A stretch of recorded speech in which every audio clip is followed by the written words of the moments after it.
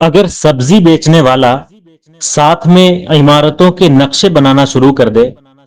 اور اس کی غلط نقشہ نویسی پر کوئی اعتراض کر دے اور اس کا اعتراض کرنا بھی درست ہو، تو یہاں اس کے دفاع میں یہ نہیں کہا جائے گا کہ تم بیچارے سبزی والے سے خواہ مخواہ جھگڑا کر رہے ہو۔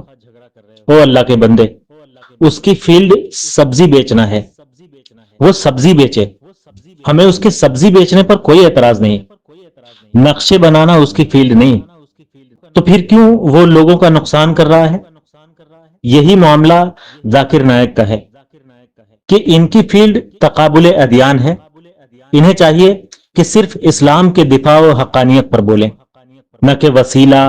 حیات النبی، دفاع یزید، شفاعت النبی جیسے عقائد اور دیگر فقہی اور فروعی مسائل میں ٹانگیں پھنسا کر لوگوں کو گمراہ کریں اور غلط بیانی کریں۔ اب جب یہ اس طرح کے موضوعات پر بھی بولیں گے اور ان کی قرآن و سنت سے غلط تشریحات بیان کرنے پر کوئی عالم ان پر اعتراض کرے گا تو الٹا اس عالم پر بگڑ جانا اور ایسے جملے بولنا کہ یہ تو ہندوؤں اور بتوں کے خلاف بولتے ہیں، اسلام کا دفاع کرتے ہیں، تمہیں کیا تکلیف ہے؟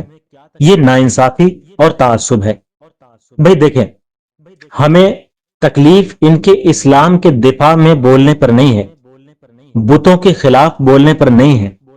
ہندوؤں اور دیگر غیر مسلمین کے باطل عقائد کا رد کرنے پر نہیں ہے۔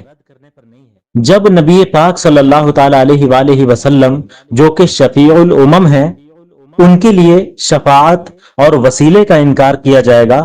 اور غیر مسلمین کے سامنے مقام مصطفیٰ صلی اللہ تعالی علیہ وسلم کو چھپایا جائے گا، یزید پلید کو شہزادہ اور دعائیہ کلمات سے یاد کیا جائے گا، دیگر فقہی اور فروعی مسائل میں ڈنڈیاں ماری جائیں گی اور اسلام کی بجائے وہابیت کی تبلیغ کی جائے گی، تو ہمیں تکلیف ہوگی نا یا نہیں ہوگی؟